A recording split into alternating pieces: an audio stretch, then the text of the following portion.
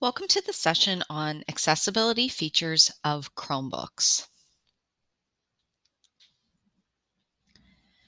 The goals for this session include to know how to use the accessibility features on a Chromebook and understand the most commonly used accessibility features. The slides that accompany this video will be made available so that you can access some of the live links that are available throughout the session.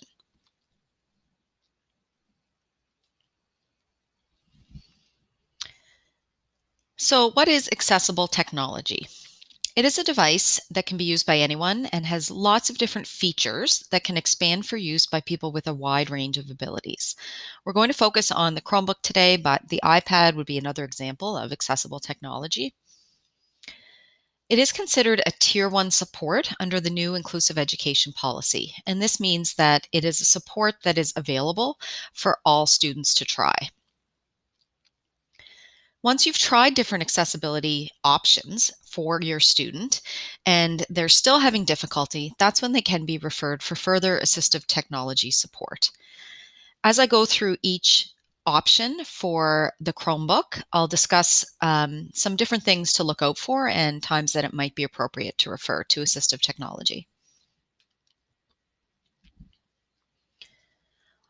On the Chromebook, there are many different features that are built in that can support students with lots of different challenges and learning needs. Google's Chromebook accessibility website has a lot of detailed information with short YouTube videos. So on their website here, if you scroll down, there's more information. And they get into the different types of features and organize them based on vision. And when you click on the little blue arrow here, it will take you to the YouTube video related to that topic. So there's lots of different options here, and we are going to go over most of these through the session today.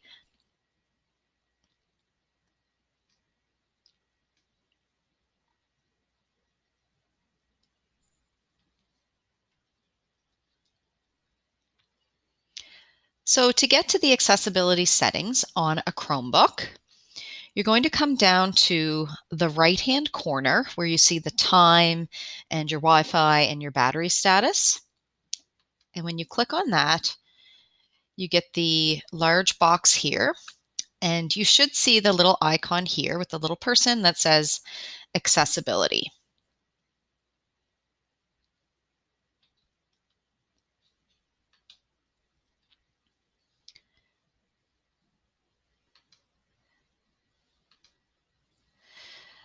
So in this list are all of the different options for accessibility.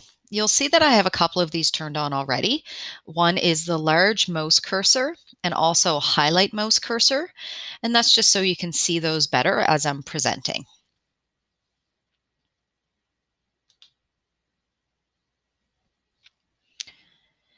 So sometimes if you log in here, you may not see accessibility showing up, and that's easy to get that turned on. So what we're going to do is click on the little gear icon for settings, and we're going to search accessibility. And then we're going to turn on this little switch here that says always show accessibility options, and that way it will show up. The other thing we're going to look at is manage accessibility features. So this goes through the same list that will come up when you look down in accessibility here. So you can see Chromebox. Chromebox is listed there. Select to speak. On this page is where you can get to some of the more customized settings, such as the text-to-speech voices and some different screen resolution. So there's a couple different ways to access all of these features. Just like with most things in Google, you can get to them in a variety of different ways. So I'm going to show most of the features through this menu here just because it's the quickest way to get to it and the one that most students are familiar with. So each of the slides that I have in the presentation here just has some screenshots so that you can follow along in the slides afterwards if you're not sure how to get to something.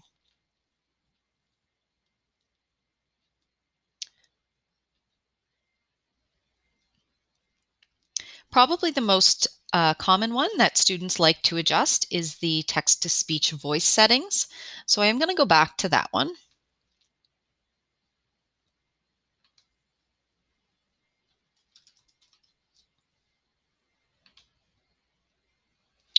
So in the voice settings, you have some options for rate, pitch, and volume.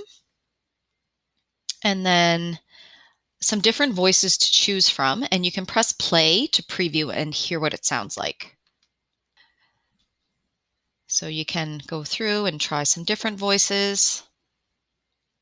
There's lots of different languages there as well if you have students that speak different languages.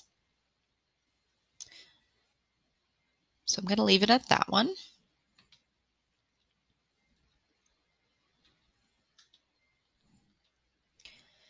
So the first accessibility feature we're going to look at is Chromebooks. So this is a screen reader for those with visual impairments.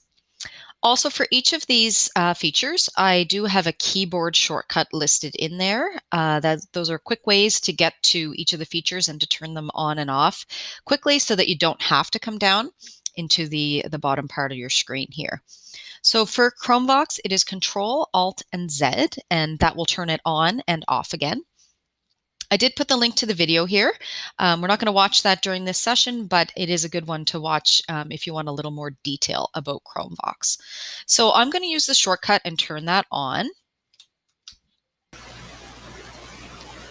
So the Chromebook is reading aloud each of the sections that are in the orange rectangle as I hover over them with the mouse.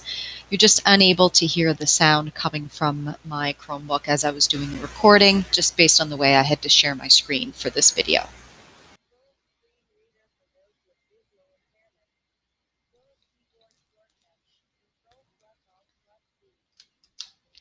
So I'm going to turn that off. So you can see as I used my mouse over various parts of the screen, it was reading those out loud. So there are some settings in the accessibility options there for Chromebooks that you can turn on or off, and it will kind of change how Chromebox works. Also, keep in mind that for some of our students with visual impairments, they may have support through APSI, and it's good to consult with them prior to making any changes to a student's settings if they do have APSI involvement.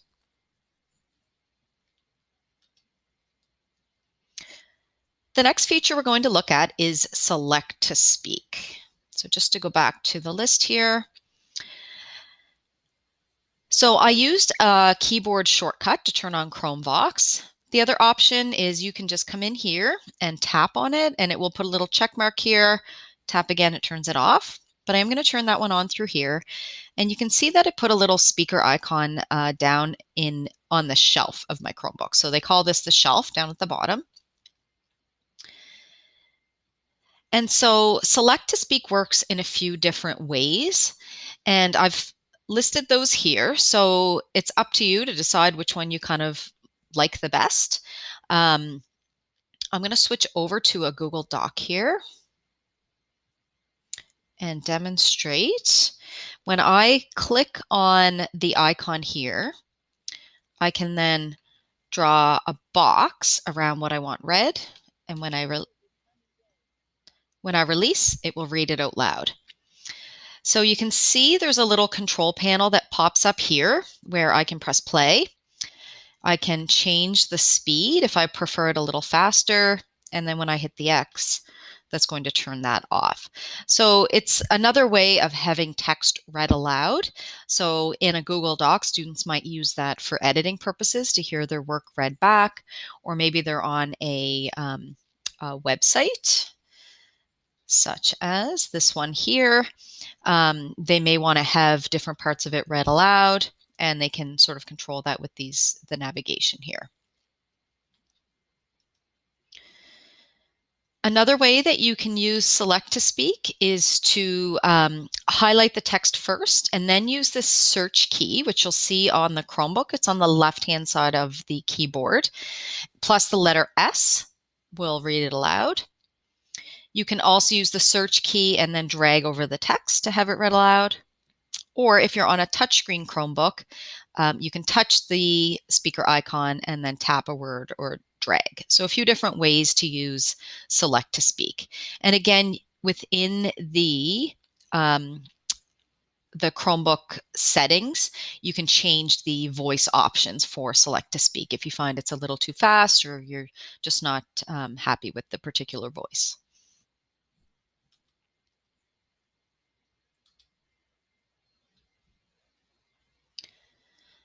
The next setting is one that is quite popular for a lot of students, and it is dictation. So dictation, when we turn that on,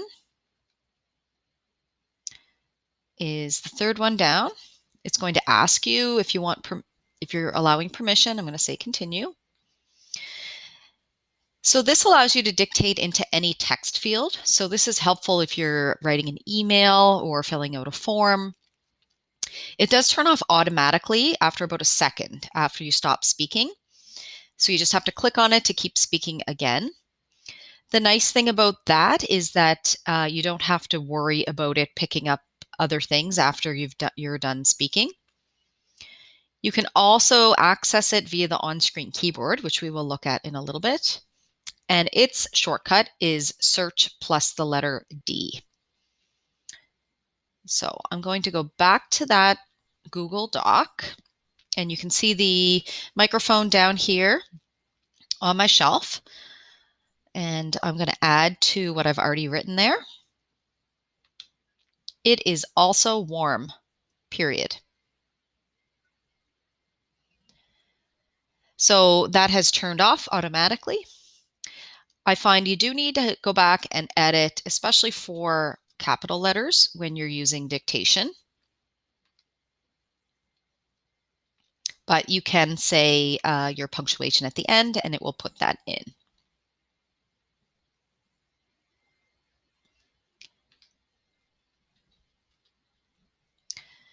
So voice typing I like to show after dictation, even though you won't see it in the accessibility menu here, but it's related to dictation. So I'm going to go back to the Google Doc.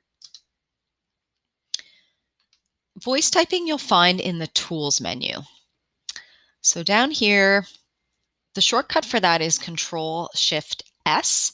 So voice typing just works here in Google Docs. It also works in Google Slides for the speaker notes. So you'll see there's a microphone that shows up on the left-hand side. The difference between this one and dictation is mainly that this voice typing stays on until you turn it off. So for some students, they prefer that because they're not having to turn dictation back on again. For other students, it's a bit of a challenge because it may pick up other things than what they actually want to write. So you have to kind of try out both and see what's going to work in different situations. Another step is making sure you allow the microphone. Some students very quickly will X out of that, and then they struggle to get that back. So I'll just show if I do hit the X there, you'll get this message that it can't turn on the microphone.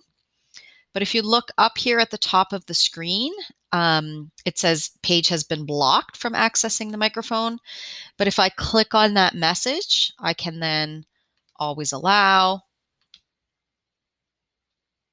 Sometimes you do have to just refresh your page.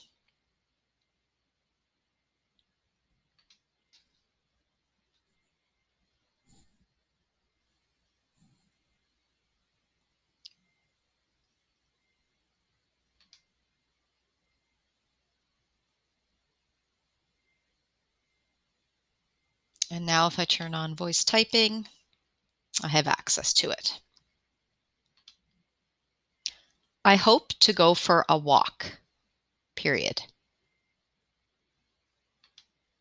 So I have to click on that to turn it off.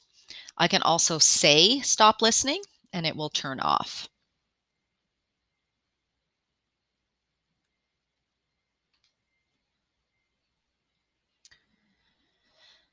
So on this slide, there is a list of some voice typing voice commands that you can use, such as stop listening. You can also use new line, the different punctuations, that sort of thing.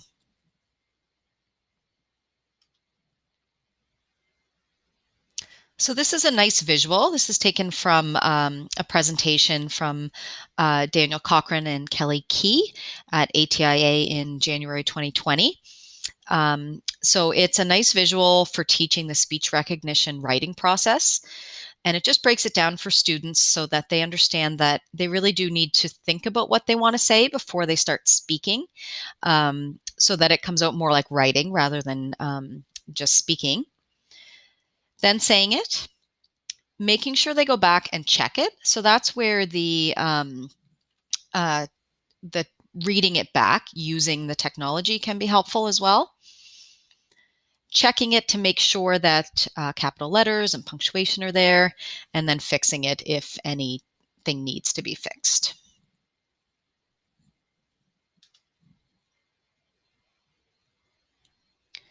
So the next setting is high contrast mode. So the screenshot here just shows what that can look like.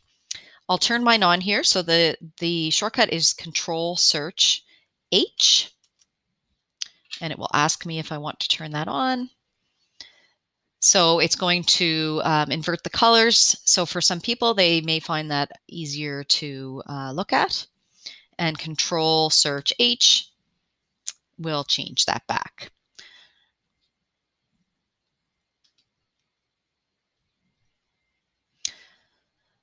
Some other vision options that can be helpful are some different magnifiers. So the full screen magnifier will magnify the whole screen, and you can move around with the mouse cursor. So Control Search M is our shortcut for that one. And yes. So I can move around and see what's on my screen. And this is where those shortcuts do come in handy if you need to turn things like that off, if you can't find your way back to the bottom right of the screen. So the next features that I like to show are zoom in, zoom out, and reset zoom. So these are built-in options that do not need to be turned on in settings. You can just use them right on your keyboard. So there's a couple different ways to use them. You can zoom in and out on the browser content or for your whole screen. So Control plus for the browser content and Control Shift plus for the whole screen. So I'm going to go back to my Google Doc. So when I hit Control plus, you will see a little magnifying glass show up here, and it will tell you the zoom. You can also control it with the plus and the minus up here, or reset. You can see that changing size.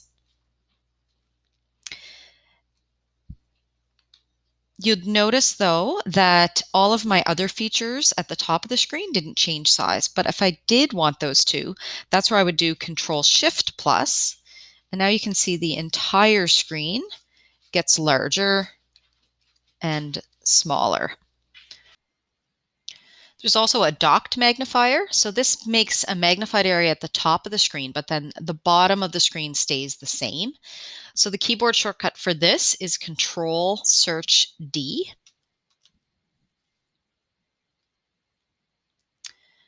And so you can see as I'm going across my bookmarks there, it's larger at the top, but I still have the bottom of the screen to be able to kind of magnify and look around.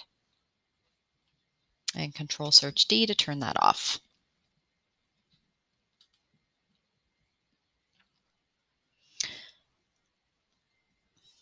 So back to our accessibility options here. We're working our way down. The next one is automatic clicks. So for automatic clicks, you get this little control panel here, And when you hover over each of these options, it tells you what they do. So that one is a right click, the one beside it is a left click, double click.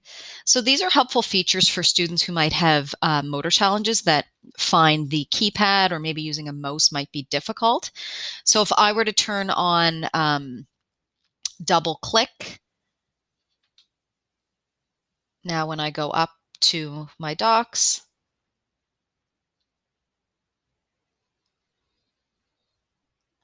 wherever I move my cursor, it's dropping it right into that spot.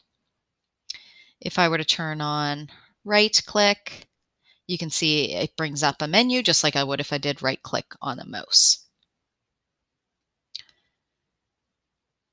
So we also have click and drag, some scrolling options, and then the ability to pause it. On the right-hand side, this moves the bar to different spots on your screen.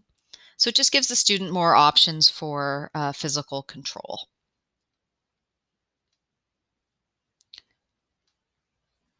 I'm going to turn off automatic clicks.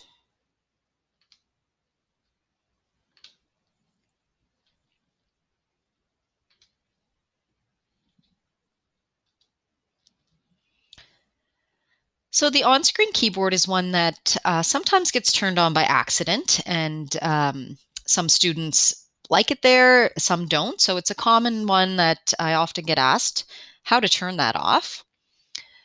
So on-screen keyboard is here. So my check mark's there, and you can see it puts a little icon down on the shelf for me. So I'm going to go back to my document.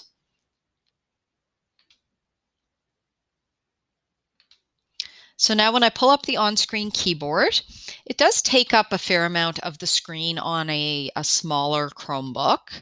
So it just depends on what your student is using. If they're using a touch screen, some students do like typing right on the screen. There's also this scribble option where you can use your mouse pad or your finger to write. I'm not very good on the keypad myself, but you can see there is word prediction coming up above as well. There we go. So word prediction is trying to help me out there. I can go back to the keyboard. So on here as well, in the settings, there are some different options for a French keyboard. Some of our students are looking for that. Some spell check options there in settings. And the favorite of a lot of students, there are emojis available. So there's also the dictation option here. So if I turn that one on,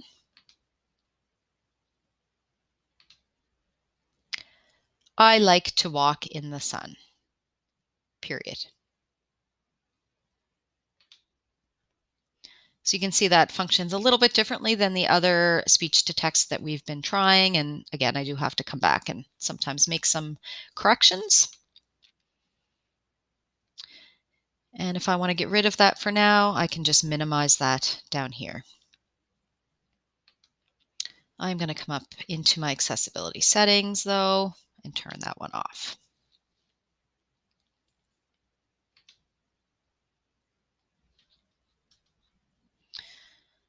The next feature is switch access. So this is a newer feature that Google has added, and switch access provides an alternate method for students to access the Chromebook if they have physical challenges.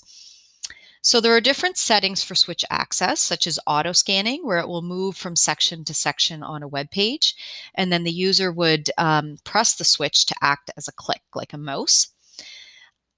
Most of the students who we have using switches, there is a bit of trial and error that it takes to make sure we have the right switch and possibly a switch interface. So this would be something that we generally would support through assistive technology, and sometimes with the OTs to make sure that positioning is correct for these students. But it is nice that it's built into the Chromebook so the student can be using the same device as their peers.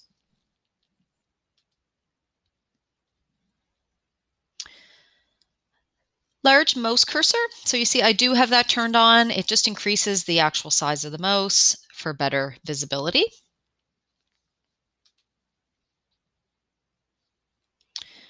Mono audio is our next one.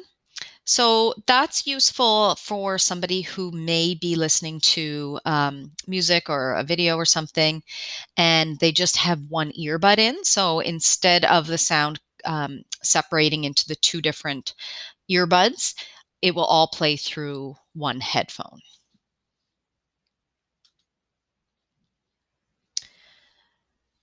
Our next one is highlight text caret. So what this does is places a blue halo around the cursor just for greater visibility. So you'll see it kind of pop up and then it does disappear pretty quickly. I'm going to go back to my Google Doc and turn on highlight text caret.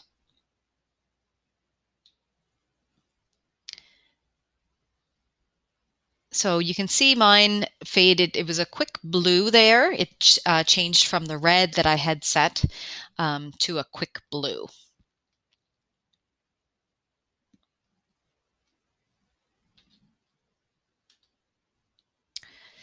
And then there is my red circle around my mouse cursor, just for greater visibility to be able to track it across the screen.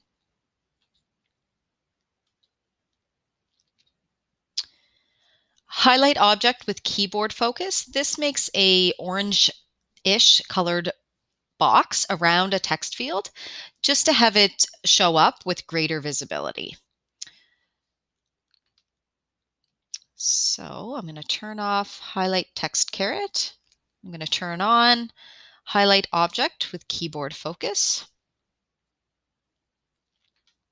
And when I go back to my Google Doc, this time you'll see that orange just kind of flashed there, and then it does go away pretty quickly, but it can draw your attention to where you might need to type.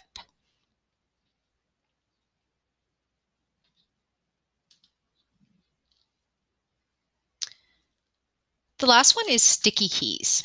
So what sticky keys does is it allows you to press keys in a row rather than having to hold them down at the same time. So for example, if a student wanted to type the exclamation mark, instead of having to hold down Shift and the number 1 button to get the exclamation mark, with sticky keys turned on, you press Shift, Shift again, and then the number 1. So I'm going to go back to my document.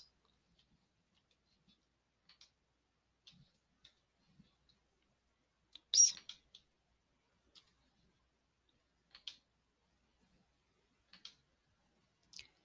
And back into accessibility. So I have sticky keys turned on. So to put the exclamation mark in here, I press Shift 1 time. So that will bring up the sticky keys menu up here on the left-hand side of the screen. So it's not just Shift, you can use Control, Alt, other keys there that you may need to use. So now that I've brought it up, if I press Shift again, it's going to select Shift. You'll see a little underline under the word Shift. And now whatever key I press, it's going to use that sort of secondary feature. So there's my exclamation mark. And I can press Shift again, and that's going to take sticky keys away. So this is helpful for some students, again, if they have fine motor challenges, or maybe for younger students that they're still getting used to typing and might have difficulty holding down a couple different keys.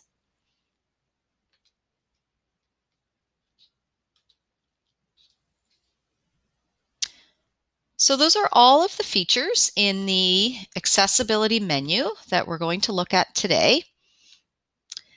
So again, you can turn things on or off just by coming in and tapping on them.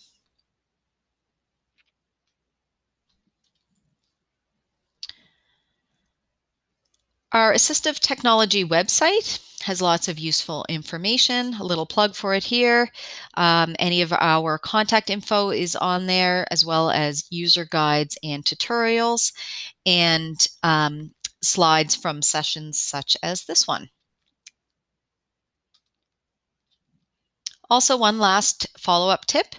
Ensure your Chromebooks are updated on a regular basis. So making sure that you're actually shutting down and restarting them, not just closing the lid, because there are a lot of little features that can get glitchy if they aren't updated. And Google does updates quite frequently.